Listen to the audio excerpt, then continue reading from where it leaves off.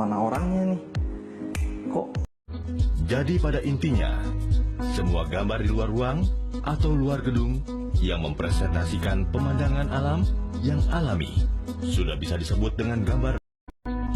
Fotografi landscape memiliki 3 style, yaitu abstrak, impresional, dan juga representasional. Udah lihat kan VT-nya gimana nih Mas Amon nih, fotonya keren-keren gitu ya. Kita tanya aja deh Mas, sebelum membahas soal foto-foto hasil karyanya Mas Amon, pengen nanya udah berapa lama sih Mas menggeluti fotografi? Sebenarnya saya udah lama, karena saya dulu sempat kerja di Nikon 5 tahun. 5 tahun. Nah, cuman serius fotonya itu baru tahun 2015. Oke, baru hampir 3 tahun lah ya. Iya. Dulu sebagai apa di Nikon? Sales manager. Sales manager, oh jadi otomatis sudah harus menguasai kamera juga ya? Harus dong, kalau nggak gimana jualannya? Iya benar ya, Mas ini gimana? Tapi kok sekarang nggak pakai Mas? Wah, nggak konsisten ya Mas. Nah, Mas dulu waktu masih hobi waktu itu berarti ya? Nyoba-nyoba itu lebih sering fotoin apa sih Mas? Saya memang dari awal sih udah sukanya landscape sih. Oh, udah dari awal tuh pengennya foto-foto landscape gitu. Berarti kalau ada waktu santai pergi kemana gitu? Betul. Oh gitu. Nah, kayaknya tuh kalau jadi landscape photographer tuh kayaknya serba seru aja gitu. Pasti ada suka dan dukanya tuh kan. Nah, kita mulai dari dukanya dulu deh. Kadang-kadang kita kan kalau udah upload ya satu foto tuh ada orang yang ngomong, wah ini fotonya kayaknya editnya kebanyakan ya gitu. Makanya sekarang saya lebih suka upload kayak Insta Story yang menjadi highlight sekarang. Saya tunjukin ke mereka kalau ini tuh udah SOC gitu, straight out from camera. Straight gitu. out from the camera ya. Iya. Oh jadi gitu. Satu, kemampuan si fotografer memang sudah oke. Yang kedua si objeknya juga sudah bagus. Orang kadang-kadang ngelihat, wah ini foto orang kali atau fotonya udah edit banyak kali, tempelan kali gitu ya. Mungkin jadi aduh gimana ya gitu loh. Sementara makanya salah satu mengatasinya adalah dengan cara pakai posting IG story dulu ya. Betul. Raw lah gitu ya, ini loh aslinya gitu. Oh iya bener ya gitu. Nah kalau sukanya nih pasti banyak sukanya, tapi yang paling berkesan apa Mas? Sukanya ya kita bisa belajar banyak hal ya karena kan kita landscape itu kan pergi ke satu tempat ke tempat yang lain. Iya. Masing-masing daerah atau masing-masing negara itu mempunyai satu kebudayaan masing-masing. Jadi kita bisa tahu, oh rupanya misalnya nih, oh orang Thailand tuh kita foto di tempat mereka tuh lebih apresiasi kalau kita bagaimana gitu. Jadi masing-masing ada kebudayaannya masing-masing yang kita bisa pelajarin. Seru banget bisa ada kesempatan menclok ke sana sini. Nah, tempat-tempat yang menjadi salah satu yang favorit Mas tuh. Yang paling favorit saya yang selama saya moto ya. Itu trip kemarin tahun 2017 ke Jepang waktu autumn. Oh, itu musim gugur ya? Bulan November. Katanya seru sih dia, maksudnya dinginnya masih enak gitu ya? Dingin sih, udah mulai dingin. Udah mulai dingin, iya, udah menjelang itu ya? Udah mulai -2 sampai 5 derajat lah. Gitu. Oh gitu. Kemarin saya juga baru dari Jepang itu bulan apa ya? Barulah. Itu tuh momennya sangat langka, yaitu orang-orang tuh kalau di Google sebutnya itu Fuji Diamond. Fuji Diamond tuh berarti gitu ya? Iya, tuh kebetulan saya kemarin pas momennya pas lagi karena dia mataharinya terbitnya selalu bergeser. Namanya foto landscape itu biasanya hujan.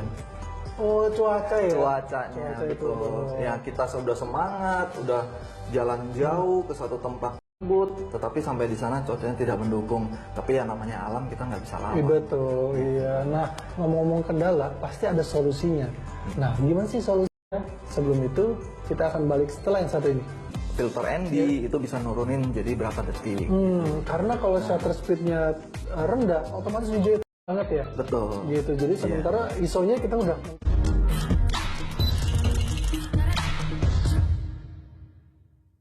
Halo Cam Talker, lagi di acara Cam Talk bareng gua Arlan dan Mas Amon.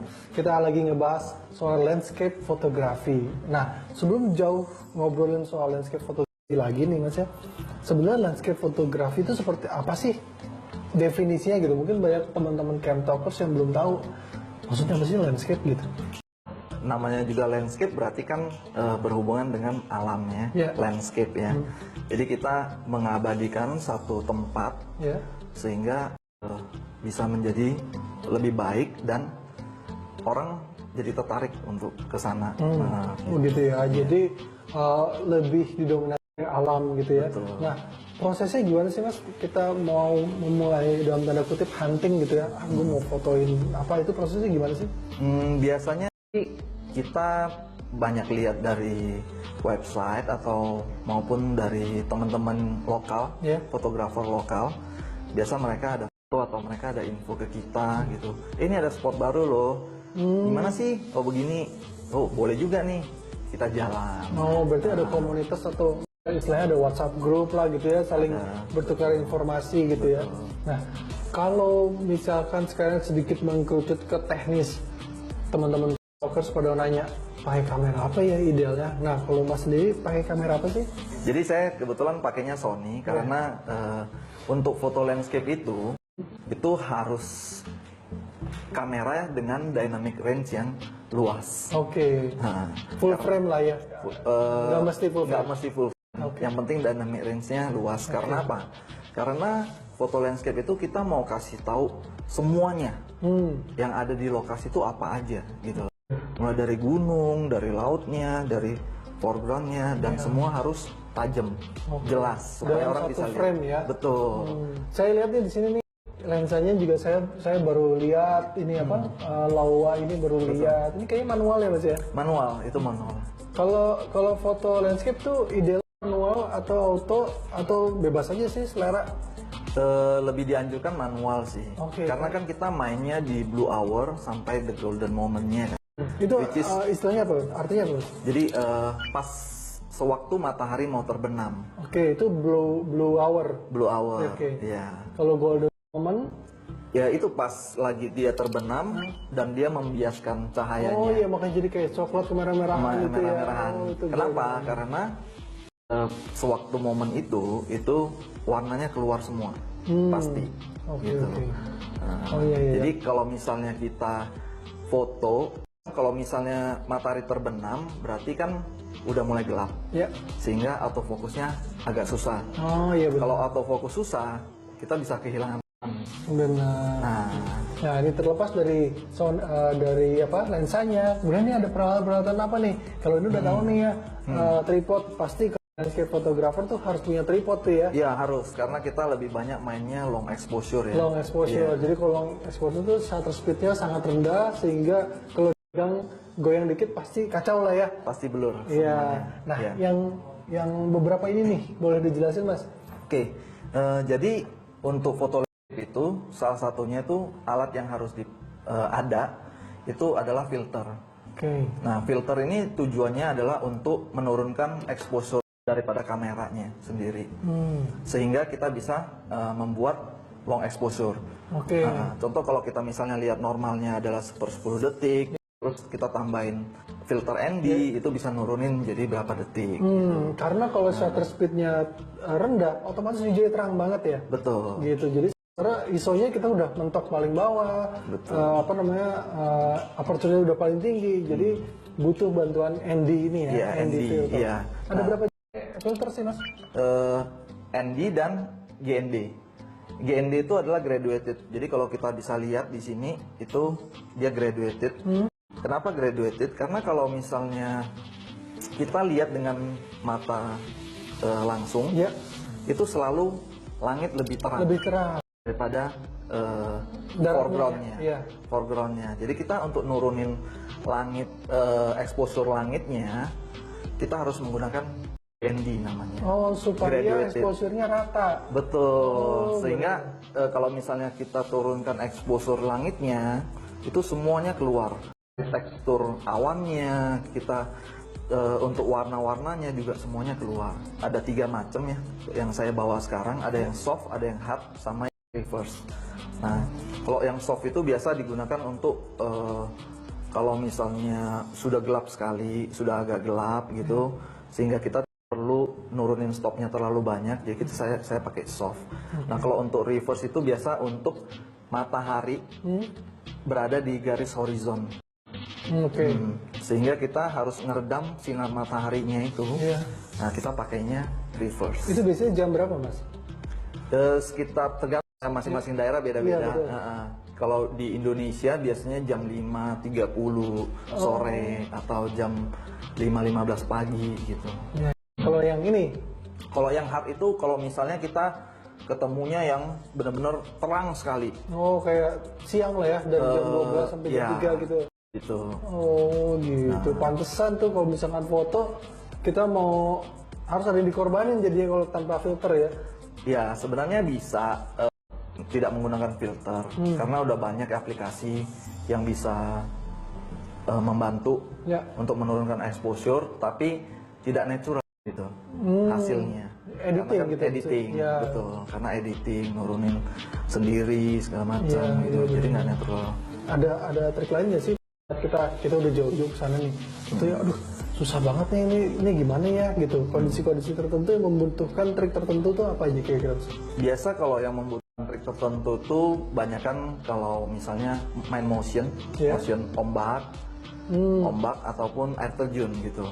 Oke. Karena kalau datang ke satu tempat ke air terjun misalnya spot air terjun, kita harus perhatikan juga kondisi air yang turun. Gitu. Kalau airnya deras, kita tuh tidak perlu menggunakan shutter speed yang tinggi, yang lama gitu. Oh gitu, karena udah otomatis dia tidak terangkat. Iya, kalau misalnya kita pakai yang lama, exposure-nya tuh nanti bisa over malahan. Oh, gitu. Overnya dari sisi apa tuh? Jadi air terjunnya over, jadi putih, karena kan kelamaan kan. Betul. Sama main motion. Nah, kadang-kadang kan orang kan suka main motion itu kan ombak datang, atau ombak balik, atau ombak turun ke dalam lubang. Nah, itu menarik juga sih. Menarik juga ya. Selain proses fotonya tadi ya, fotonya untuk ada foto ombak, ada apa. Nah, proses kesananya itu pasti kan ada penduduk lokal, ada apa gitu ya. Ada yang harus kita lalui lah. Itu gimana tuh Mas ngakalinnya? Nanti aja dijawabnya ya. Kita akan kembali setelah yang satu ini biar pada penasaran Mas. Kalau misalnya kita lihat sekilas itu tuh kayak mini Niagara yang ada di Amerika. Niagara Falls.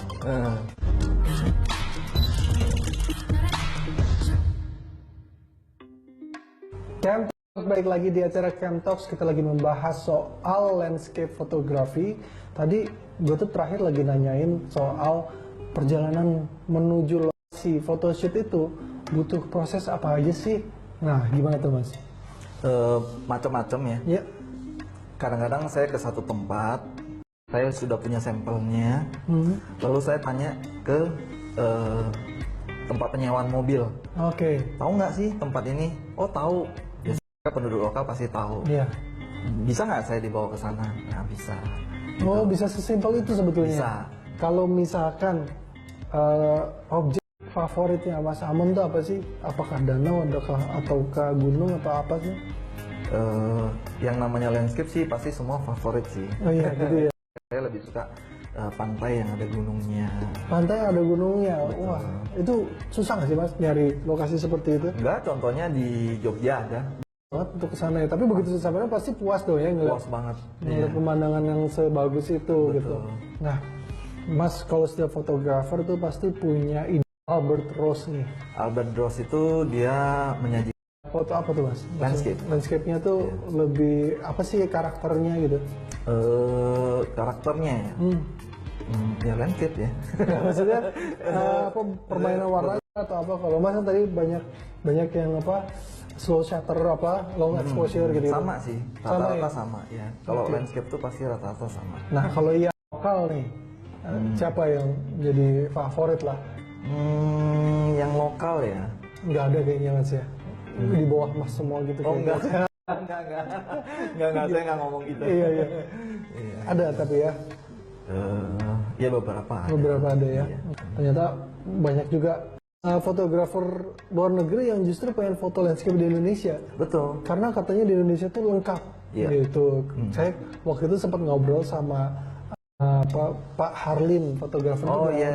Itu kenal juga berarti? Kenal itu mentor kita. Mentor. Iya. Wah, dia sebut kalau di Indonesia tuh sebetulnya landscape-nya atau pemandangan itu lebih lengkap. Maksudnya tanpa harus keluar negeri itu di sini ada. Betul. Gitu. Nah tadi ngomong-ngomong soal lengkap, kalau misalkan kita budgetnya terbatas nih ya untuk yang baru mulai tapi passionate banget mau landscape fotografi.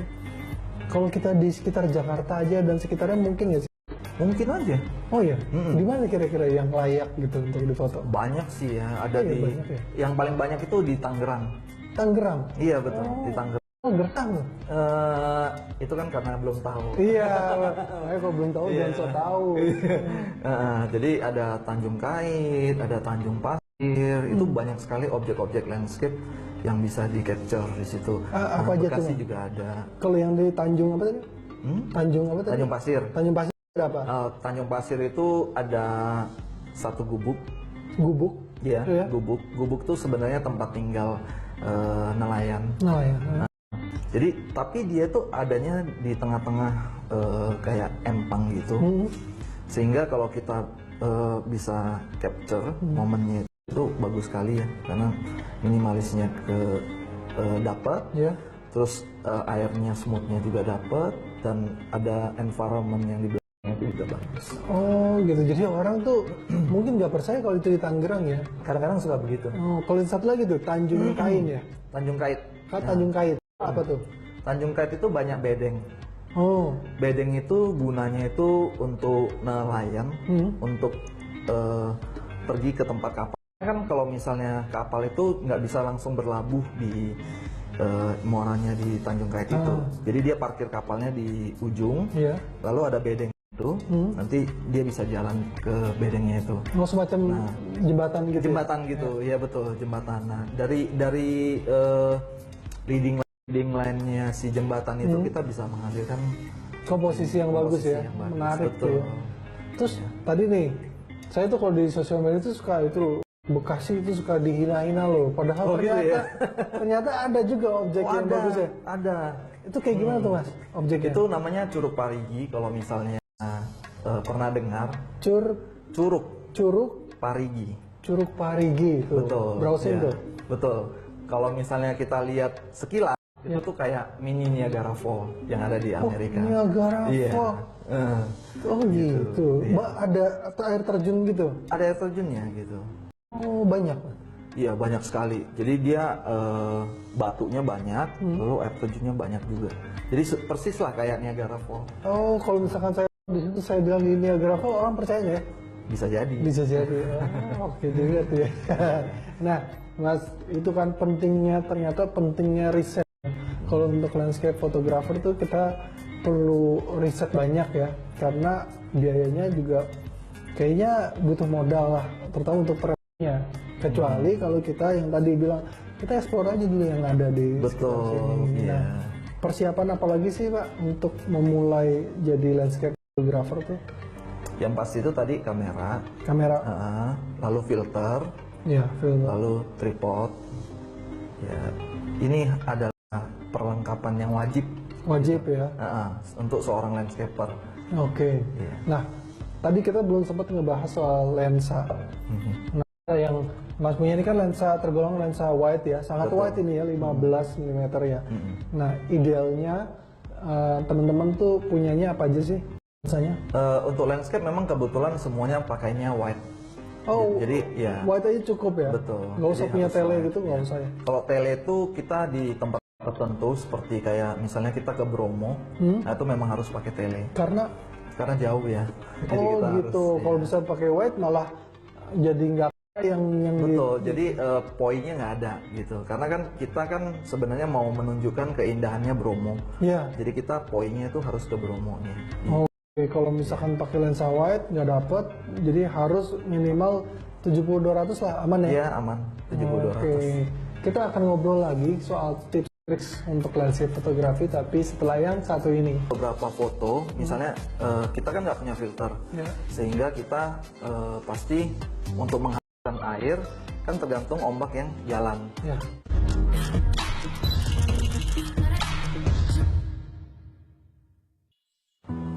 Talkers balik lagi di acara Camp Talk. Kita masih sama Mas Amon ngebahas soal landscape fotografi. Mas, nih di Camp Talk ini kita banyak sekali menerima pertanyaan. Nah, pertanyaan itu idealnya kita jawab, walaupun nggak semuanya dijawab karena banyak banget ya. Nah, ini segmennya kita sebutnya namanya Cam Talk Mail. Nanti saya akan ada suara ding ding ding ding. Nah, masih ikut-ikutnya tangannya gini. Oke. Ya. Oke.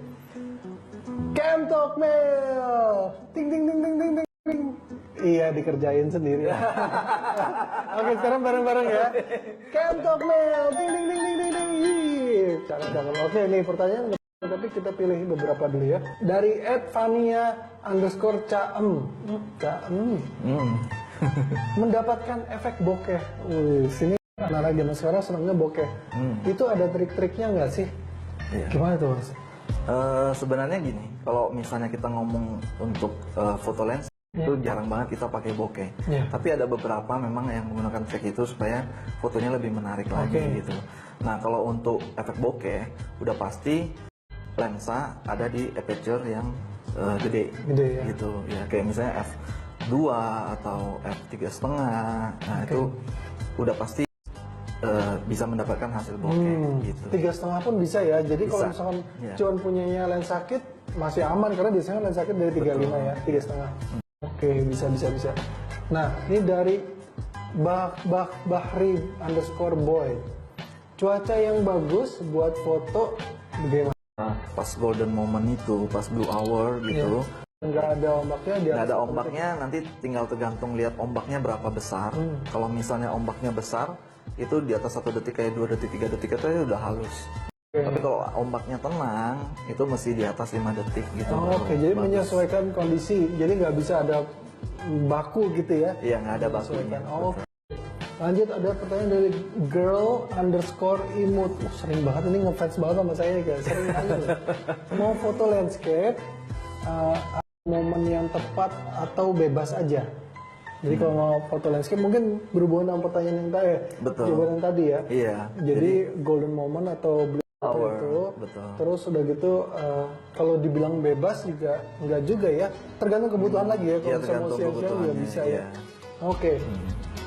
4 nih ya, ada Sahala_capers, kurang perhatian. Untuk mencetak atau mengedit foto menggunakan peralatan apa yang bagus? Oh, maksudnya kalau ngedit tuh pakai software apa sih, Mas? Oh, kalau edit udah pasti ada 2 kalau saya. Untuk mengolah raw filenya saya pakai Adobe Lightroom. Lalu untuk finishingnya saya pakai Adobe Photoshop. Oh gitu, jadi bisa pakai dua-duanya. Bisa pakai 2, bisa pakai 1. Nah, biasanya kenapa sih butuh 2 itu? Misalkan di sini kurang cukup, di Lightroom kurang cukup, di Photoshop tuh diapain sih? Karena ada sebagian fitur yang di Lightroom itu tidak bisa, di Photoshop bisa. Oh gitu. Begitu juga sebaliknya. Contohnya apa Mas yang di Lightroom nggak bisa tapi di Photoshop bisa? Contoh kalau misalnya saya di Photoshop itu banyak pakai namanya Nick Color untuk menguatkan warna yang ada di foto tersebut gitu. Jadi Adobe Lightroom-nya belum bisa. Oke, biasanya editing tuh apa aja sih yang dikerjakan sama Mas Aman? Paling saya untuk balancing ada highlight dan shadow-nya supaya fotonya tuh kelihatan lebih bagus ya. Oke, tuh kalau ngeliat foto-fotonya Mas Aman tuh editingnya cuma gitu doang, nggak banyak-banyak. Jadi kalau ada yang nanya, wah ini dieditnya banyak ya? Padahal enggak. Emang udah kalau udah jago sih nggak usah banyak diedit. Oke, ini pertanyaan berikut nih. Ade_JKT. Teknik apa yang digunakan untuk motret air terjun? Tekniknya seperti itu lah. Motret air terjun tadi sebenarnya udah sempat dibahas ya. Iya, saya sudah sempat bahas. Mungkin lebih detail dikit. Iya, kalau untuk air terjun itu kita lihat dulu jauhnya air itu seberapa kencang gitu. Kalau misalnya terlalu kencang, itu tidak perlu long exposure. Karena begitu long exposure nanti dia akan over airnya di airnya. Karena kalau foto udah over itu udah susah sekali gitu. Nah, sebenarnya ada triknya adalah browsing, coba-coba. Tapi coba itu juga harus dikasih batasan ya. Jangan coba-coba tiba-tiba udah gelap gitu ya. Iya, sayang momennya. Benar. Nah, ini pertanyaan terakhir Daniel. Ini banyak yang ditanya ya. Banyak sekali yang bertanya seperti ini. Kalau misalnya kita nggak punya filter ini gitu ya, kita cuma punya kamera dan lensa dan tripod, tapi kita belum punya filter. Apakah masih bisa? Bisa aja sebenarnya. Nah, namanya itu tekniknya bracketing. Bracketing. Betul, bracketing. Jadi kita ngambil beberapa foto, misalnya kita kan nggak punya filter, sehingga kita pasti untuk menghaluskan air kan tergantung ombak yang jalan. Tapi kita ngambil satu frame, lalu digabungin, itu nanti bisa halus. Nah kalau pakai Sony, dia ada aplikasinya, namanya Smooth Reflection. Smooth Reflection, betul. Jadi kalau misalnya saya lupa bawa filter nih, lagi di satu tempat, tapi saya butuh filter untuk foto ini, saya menggunakan aplikasi itu. Jadi dari normal foto, normal shutternya, dia nanti kita akan tentu kita mau ngambil berapa banyak frame. Contoh kita ambil 32 frame atau 64 frame, nanti dia yang menggabungkan sendiri sehingga terlihatnya menjadi long exposure. Oh gitu. Jadi sebetulnya mempermudah pekerjaan ya. Sebenarnya bisa aja kita secara manual ngumpulin 30 foto yang normal exposure, semacam kayak HDR ya. Betul. Iya gitu. Kayak digabung, cuman kan makan waktu ya. Betul. Makan waktu kalau pakai filter kan. Iya, jadi sebenarnya tidak ada keterbatasan, yang penting kita tetap kreatif supaya untuk bisa mendapatkan foto yang kita mau. Wah, habis ini kita akan ngobrol lagi, tapi setelah yang satu ini. Ini foto saya ambil di Bekasi. Bekasi, namanya Curug Parigi. Jadi kalau kita fotografer landscape,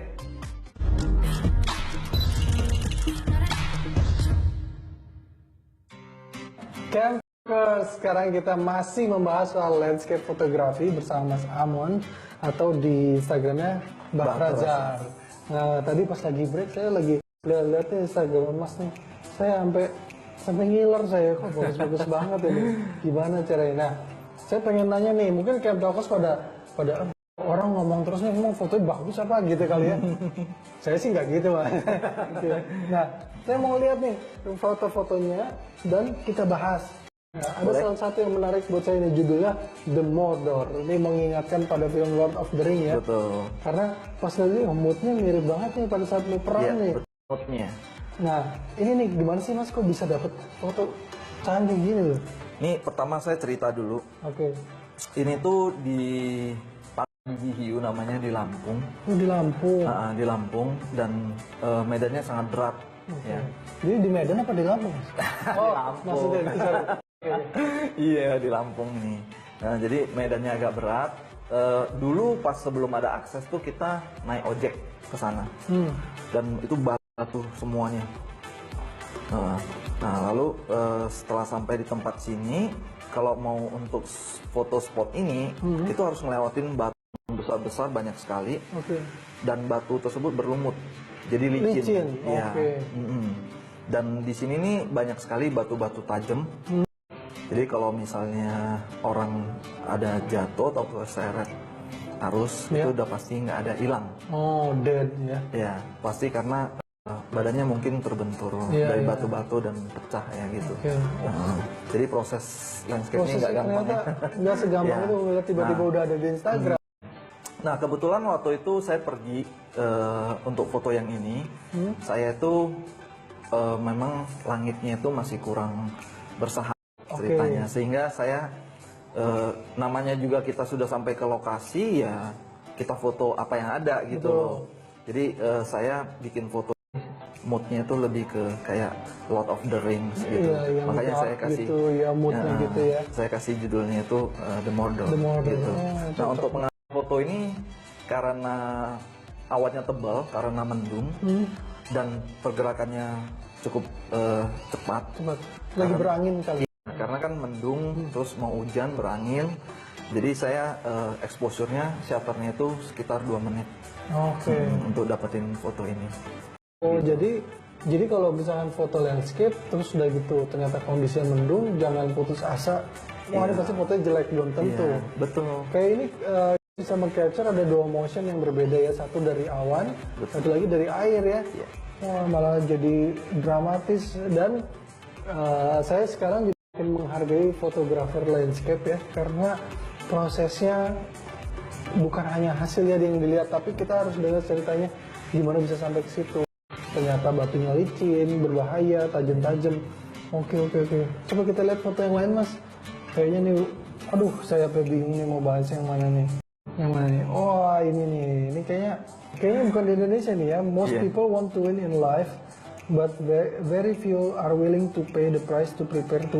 Bekasi, nggak mungkin. Namanya Curug Parigi. Jadi kalau kita fotografer landscape pada ini juga jadi nggak ada distortionnya tuh sangat minim ya. Distorsi lebih distorsian Voigtlander daripada lawan. Oh iya. Oke. Terus udah gitu, nah kita pakai ini ya. Oke, kita lihat foto yang lain mas. Nah ini juga berbau air terjun ya. Iya. Itu di mana mas? Sebenarnya ini di Bali. Banyu Twin Waterfalls. Betul. Ya di Bali. Dia adanya di utara dekat Danau Tamblingan. Oke. Jadi kalau kita dari Danau Tamblingan mau balik ke Kuta, nah itu kita ngelewatin ini. Ngelewatin aksesnya maksudnya. Oke. Nah, tapi kalau mau turun ke bawahnya, wah, ini juga butuh effort. Butuh effort juga ke sini ya. Jadi ya, tapi worth it kalau dilihat hasilnya bagus sekali. Iya ya. Ini bisa ada taman di tengah-tengah air terjun gitu ya. Terus ini jamnya kira-kira jam berapa? Kalau air terjun itu kebanyakan saya motonya siang ya. Siang ya. Oke. Dan ini banyak sekali warna yang muncul ya. Dari tumbuhan-tumbuhannya ada merah, ada ungu, bahkan kuning dan hijau. Dan itu natural semua. Natural, oke. Wah, iya. Apalagi nih mas? Oke. Nah, ini nih mas. Oh iya. Wah. Makassar nih ya? Sebenarnya kalau mau dibilang di Makassar juga bukan. Bukan. Karena namanya itu Pantai Ujung. Pantai Ujung. Itu ada yang Bira. Jadi kalau dari Makassar itu kita butuh naik mobil selama 5 jam. Dari Makassar ke sini 5 jam? Iya, ke pintu masuknya 5 pintu jam. Masuknya aja. Nanti kalau masuknya lagi tuh jalannya rusak sekali, berbatu-batu. Bisa pakai mobil? Kita waktu itu pakai angkot. Oh, pakai angkot. Iya, memang karena ini salah satu tempat tempat wisatanya orang penduduk lokal sana. Jadi memang ada angkot untuk bawa ke sini. Ini tuh kayak laut gitu? Iya, dia sebenarnya laut. Iya. Nah, dan ini kayak ada pondok ini tempat apa? Wah, itu saya kurang tahu ya. Bukan tour guide ya. Betul. Itu sebagai objek aja sih kalau kita sih. Oke, iya menarik ya. Ini mas suka menulis caption yang inspiratif gitu ya.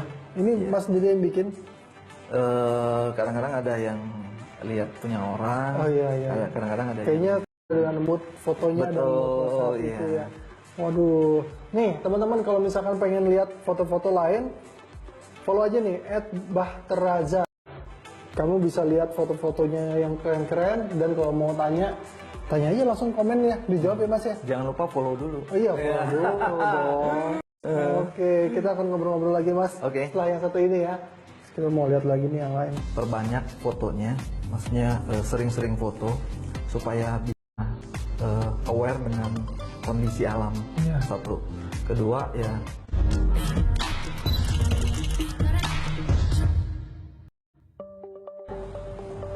Wah, udah balik lagi nih. Terima kasih kan ngeliat foto-foto yang Mas Almond, keren-keren banget di Instagram deh. Tapi saya perhatiin Mas, ada satu foto di antara sekian banyak fotonya Mas Almond, itu ada foto orang lain. Betul. Nah, itu maksudnya kenapa ngepost foto itu sih Mas? Ya, pertama itu salah satu fotografer favorit saya. Yang tadi saya sebutkan tuh si Albatross. Oh, Albatross. Lalu saya lihat foto ini tuh pencahayaannya bagus sekali dan warnanya gitu. Oh, chromatic aberration tuh tenang. Mungkin orangnya juga tenang kali ya. Gitu ya.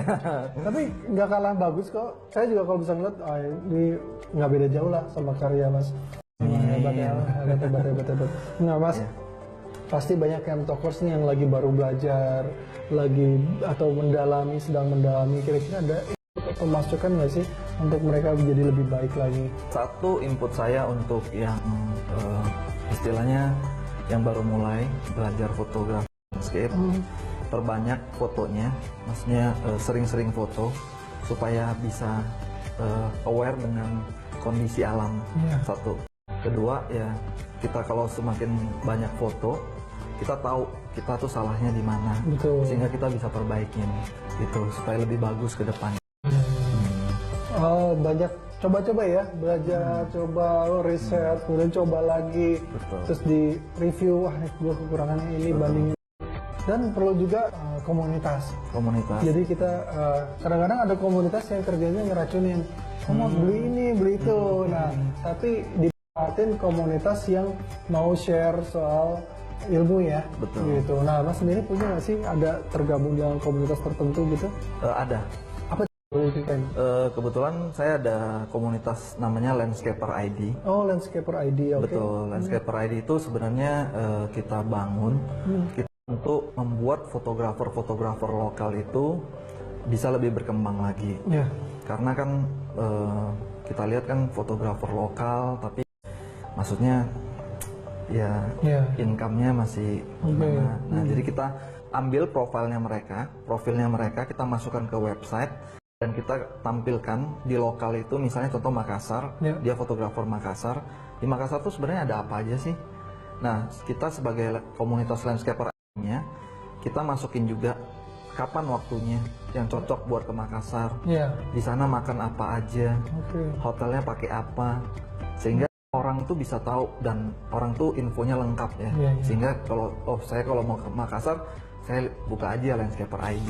Oh, jadi justru bermanfaat untuk kata juga. Betul. Nah, kalau misalkan mau meng-hire fotografer melalui situ bisa? Bisa. Oh, nanti bisa tinggal juga. kirim email aja. Nanti di sana ada kontak us. Kirim email ke sana, kirim biodata. Nanti kita ada tim kurasinya, nanti akan seleksi. Oh, siapa ya fotografer siapa yang cocok buat si klien masuk ini? ke dalam ini. Oh, maksudnya bukan klien. Bukan, maksudnya jadi misalnya saya nih klien nih, saya cari fotografer nih, saya butuh fotografer untuk fotoin di kota ini. Oh iya, bisa juga. Juga di situ ya, ke kontak us itu tadi ya. Tadi kan berarti ada peluang bisnis tuh.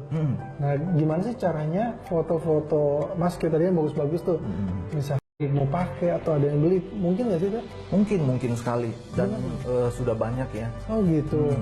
Jadi ada beberapa perusahaan, ada perusahaan travel, ada perusahaan parking juga ada. Parking? Iya. Parking itu gimana sih? Kayak Sky Parking gitu. Oh. Mereka bikin company profile, tapi pakai fotonya foto dari kita. Jadi dan mereka beli gitu. Iya, jadi daripada meng-hire fotografer lagi, begitu foto yang udah jadi aja dibeli yang udah pasti bagus gitu ya. Oh, jadi peluang bisnisnya banyak tuh. Jadi perusahaan travel udah pasti ya butuh menarik orang mau datang ke sana dan pemerintahan pariwisata di sana untuk meningkatkan. Kemudian tadi company profile juga ada. Kalender juga ada. Juga ada. Tadi juga ada perusahaan rokok. Iya, oke. Jadi ternyata landscape itu juga punya peluang bisnis yang oke ya. Bukan hanya jalan-jalannya aja, tapi bisa menghasilkan. Wah, menarik sekali nih Mas. Ada nggak sih Mas pertemuan rutin atau diskusi gitu? Paling yang di Jakarta ada. Tapi kalau yang untuk luar daerah kita belum jangkau. Belum ya, kecuali kalau lagi ke sana gitu. Betul, ya, kayak istilahnya apa? Kopi darat. Ada teman-teman camp talkers gitu yang pengen belajar sama Mas Amon, mungkin satu bisa nanya-nanya di Instagram, tapi kayaknya kurang pengen ketemu tuh gimana secara ada nggak sih workshop atau apa gitu Mas? Bisa ada. Jadi nanti dikumpulkan saja beberapa orang. Lalu nanti request kapan harinya, nanti saya bisa datang untuk bawain workshopnya. Wah, gitu. Jadi kumpulin tuh teman-teman yang punya minat yang sama, pengen dapetin pengalaman sama soal landscape terutama, terus joinan deh, yuk kita undang Mas Amon untuk belajar bareng yuk. Wah. Bahkan bisa keluar kota kita hunting bareng gitu. Bisa tuh langsung praktek jalan-jalan sama ahlinya. Nah, Mas singkat aja nih Mas, ada harapan nggak sih Mas untuk dari sisi Mas sendiri lah sebagai landscape fotografer? Jadi kalau harapan saya sendiri itu ya supaya saya juga bisa menghasilkan hasil karya yang lebih baik lagi untuk di bidang landscape, terutama untuk landscape Indonesia, karena banyak sekali landscape yang di Indonesia ini yang belum terjamah dan aksesnya susah sekali. Itu juga PR buat pariwisata Indonesia untuk dapat memperbaiki akses untuk dapat meningkatkan pariwisata di Indonesia. Mulia sekali ya. Jadi Indonesia pun perlu post tuh aja. Harus dong. Supaya orang dari luar negeri datang sini pengen foto. Justru orang bisa datang ke Indonesia gara-gara lihat foto kita. wah Indonesia rupanya ada ini ya, sehingga mulai banyak bule datang segala macam. Jadi sekarang foto landscape tujuannya diubah, jangan hanya memperbanyak followers atau aja ya. Oh iya dong. Tapi memperkaya Indonesia. Wah, Mas, kita 60 menit ini sangat bermanfaat sekali, banyak sekali yang ilmu yang saya dapat. Pasti teman-teman Camp Talkers juga. Makasih banyak ya Mas udah datang. Saya juga terima kasih buat teman-teman dan terutama juga untuk Camp Talkers. Semoga apa yang saya sharingkan ini bermanfaat ya bagi kalian. Oh, bermanfaat sekali. Oke Mas, sampai ketemu lagi Mas ya. Terima kasih. Sukses terus untuk landscape fotografinya. Oke.